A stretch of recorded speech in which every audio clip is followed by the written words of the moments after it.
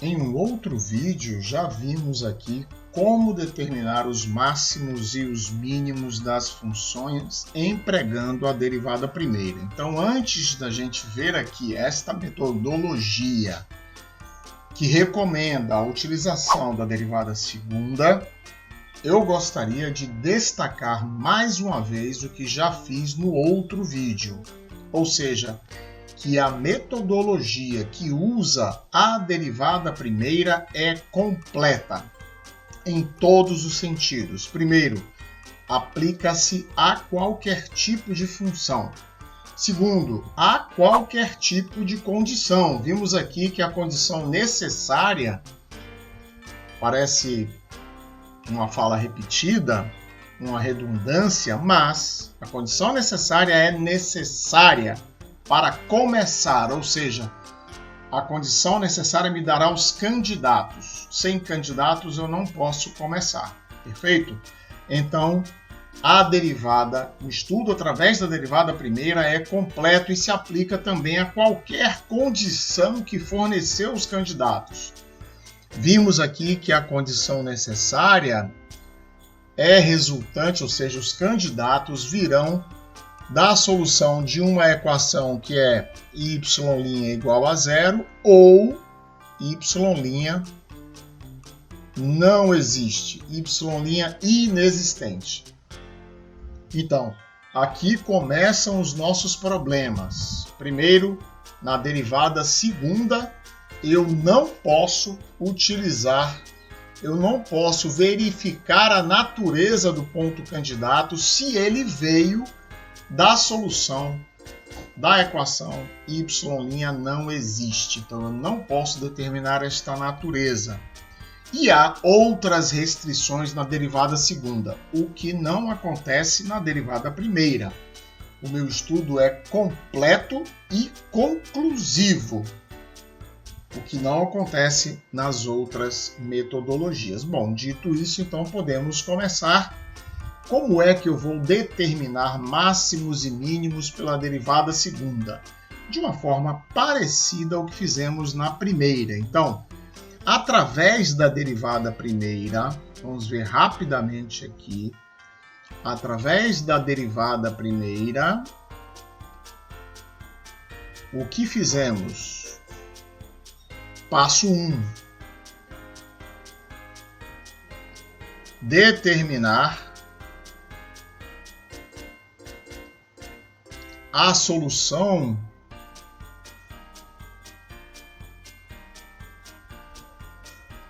da equação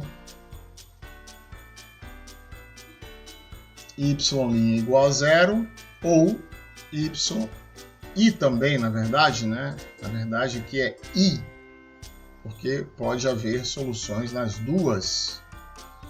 Y' não existe. Claro, para fazer isso eu preciso primeiro conhecer y'. Depois eu faço no passo 2. Depois que eu fiz isso aqui, eu vou descobrir os candidatos. Certo? No passo 2 eu faço o estudo do sinal. Faço o estudo do sinal e descubro quem é máximo, quem é mínimo, quem é função apenas crescente, se o sinal permanece positivo à esquerda e à direita, a função é simplesmente crescente, não possui então nem máximo nem mínimo, ou pode ser um ponto de função decrescente, se o estudo do sinal da esquerda para a direita se conserva negativo. Muito bem. Através da derivada segunda, o caminho é parecido. Então, através da derivada segunda, o que vamos fazer? Primeiro, determinar y'. Determinar y'. Segundo, resolver y' igual a zero. Por que não vamos resolver y' não existe? porque essa metodologia não se aplica a y' não existe. Então, aqui está essa metodologia não se aplica a y' não existe. Certo? Então, resolvi y'. Número 3. Depois que eu resolvi y', eu vou conhecer os meus candidatos. Número 3. Simples, por isso muitas vezes se aplica essa metodologia da derivada segunda. Observar, ou melhor, número 3. Eu vou determinar y duas linhas. E número 4, eu vou observar o sinal de y duas linhas nos candidatos. Muito bem. Número 1, se y duas linhas for maior do que 0, o ponto é de mínimo. Número 2, se y duas linhas é menor do que 0, o ponto é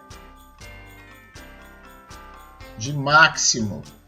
Número 3, se y duas linhas é igual a 0, nada posso afirmar. Então, repare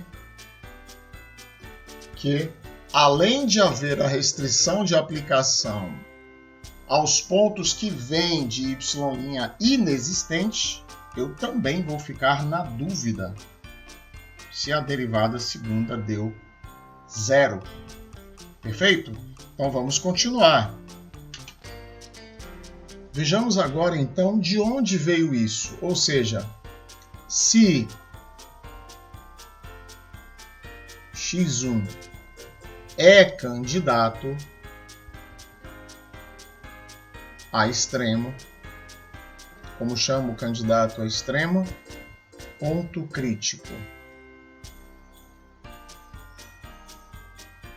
Ponto crítico de y igual a f de x. Então,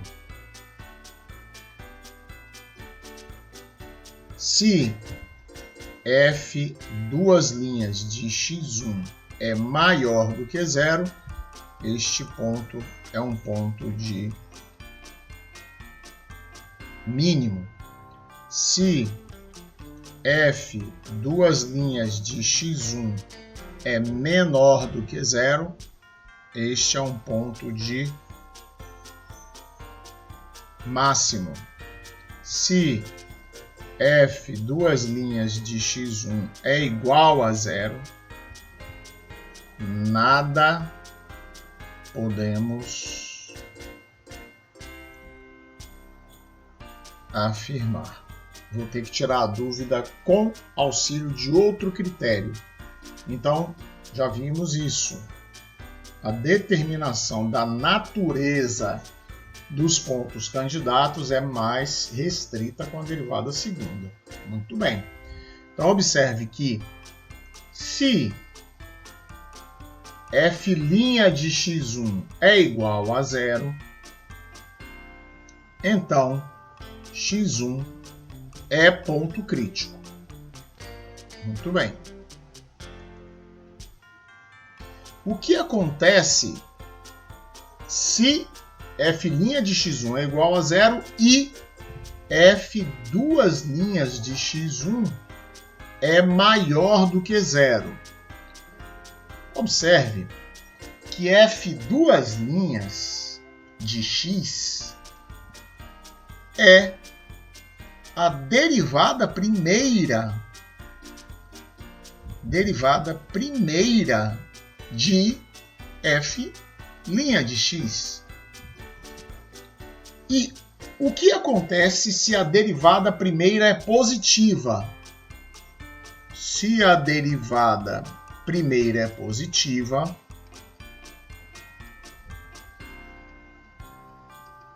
concluímos no outro vídeo que a função é crescente. Portanto, prestem bem atenção a isso que vou falar agora. Se f duas linhas de x1 é positiva, significa que em x1 a derivada primeira é positiva. Então, se faço questão de anotar para que vocês possam prestar mais atenção, para que você que está assistindo esse vídeo possa prestar mais atenção a isso. Então, se f duas linhas de x1 é maior do que zero, significa que f' de x é crescente sobre x1. Então repare o que acontece. x1, e aqui está dito,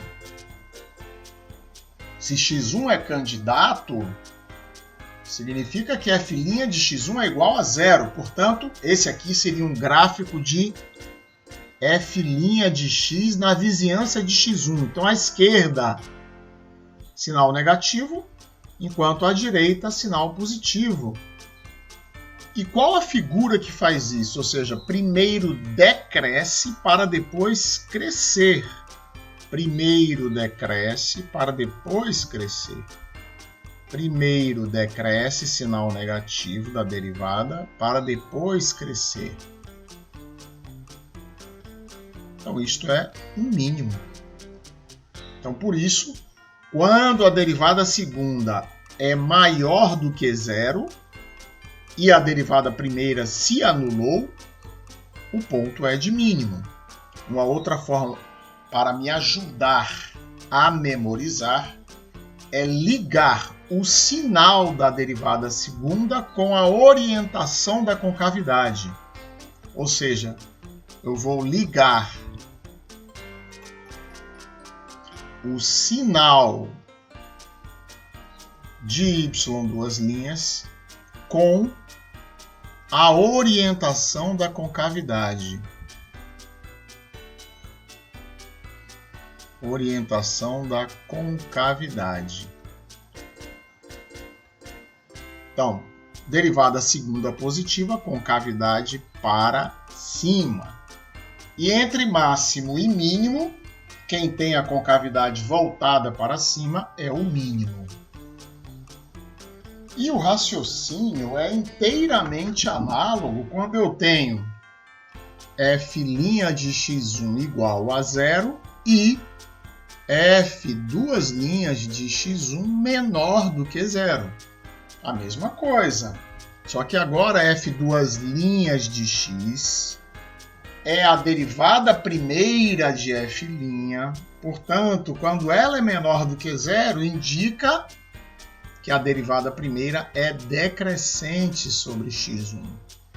Portanto, à esquerda o sinal é mais, à direita o sinal é menos. E a figura que primeiro cresce para depois decrescer, primeiro cresce para depois decrescer, sinal mais, depois sinal menos, é exatamente o máximo. Então, como falei, também posso recorrer à orientação da concavidade. Derivada segunda negativa, concavidade para baixo. Entre máximo e mínimo, quem tem a concavidade para baixo é o máximo. Então, a forma de me ajudar a memorizar.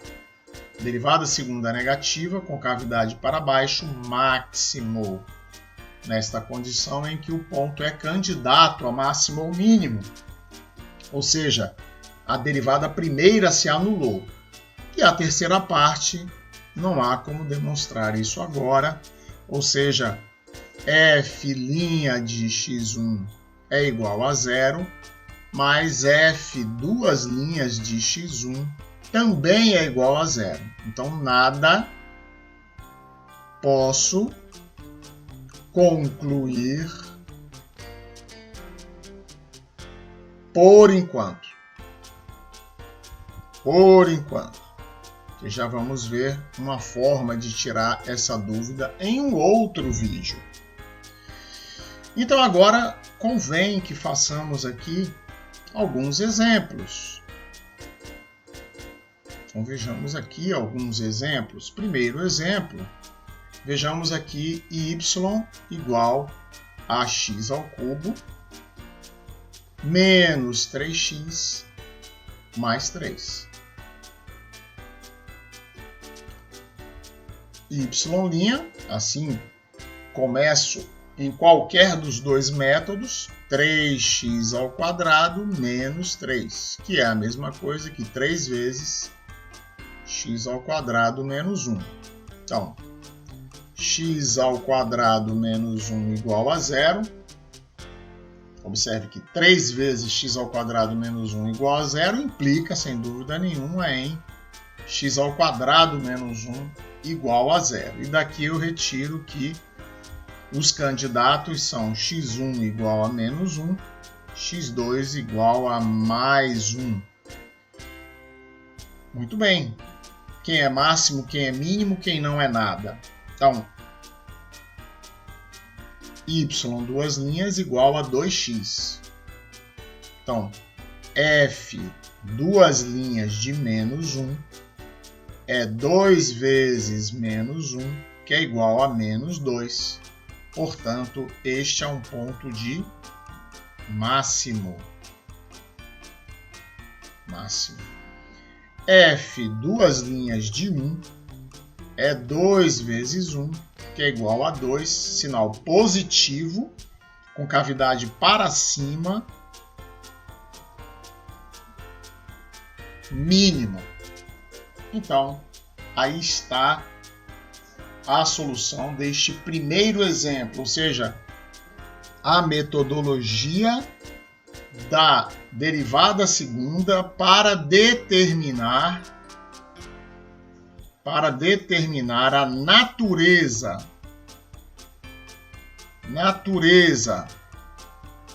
dos pontos candidatos, ou seja, dos pontos críticos de f. Vejamos um segundo exemplo. Então aqui temos um segundo exemplo, y é igual a 2 seno de x mais o cosseno de 2x. Então, de qualquer forma, quer a minha metodologia seja através da derivada primeira ou da segunda, eu preciso determinar primeiro a derivada primeira. Então, y' é 2 cosseno de x menos 2 seno de 2x.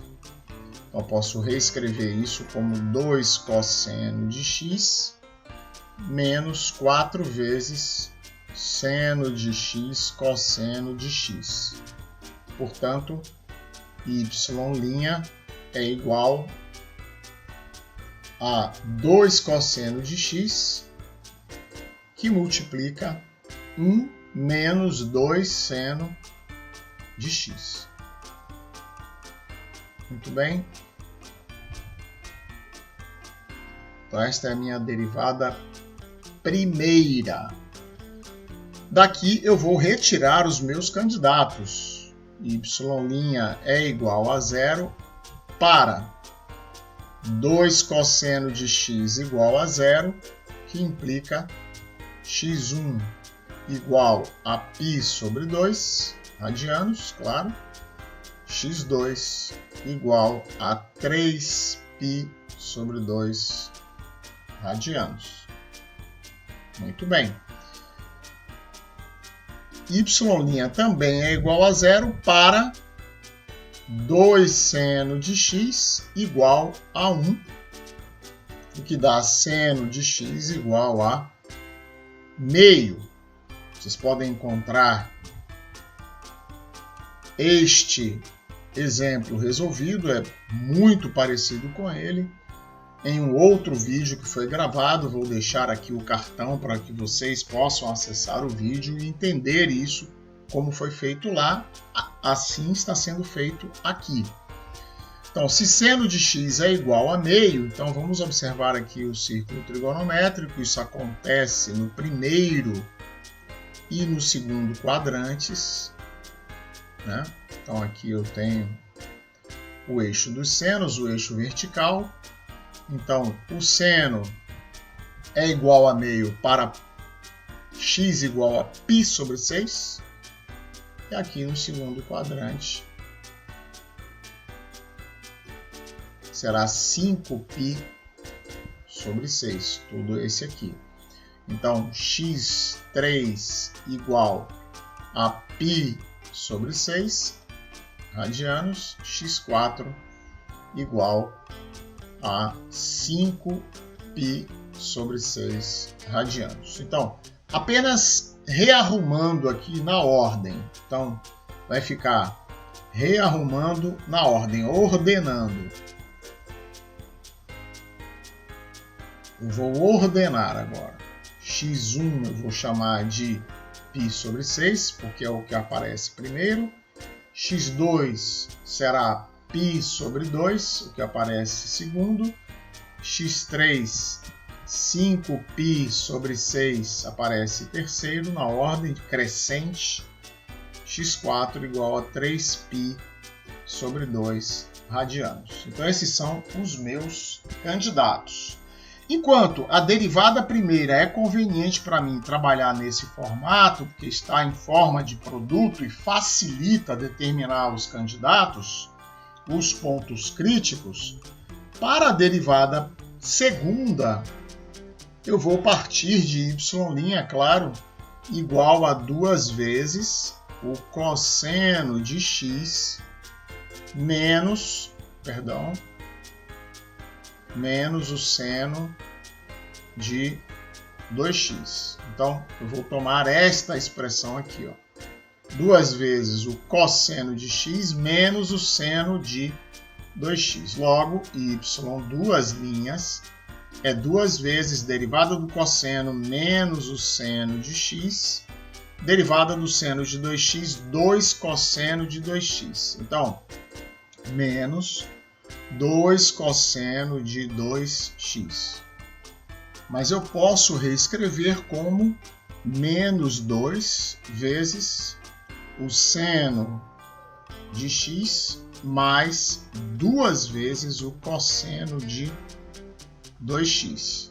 Então, vejamos primeiro o sinal de f duas linhas do primeiro candidato, que é π sobre 6. Isso é menos 2, que multiplica o seno de π sobre 6, que é meio, mais o cosseno de π sobre 3, que é 60 graus, que também é meio, multiplicado por 2, dá 1. Então, observe, 1 mais meio, 3 meios, vezes 2, 3, com o sinal vai ficar menos 3. Então, observe que isto é menos 2 vezes 1 mais 2, como falamos. Então, isso é menos 2 vezes 3 meios, que é menos 3. Então, como esse sinal é negativo, este ponto é um ponto de máximo. Vejamos f duas linhas de π sobre 2.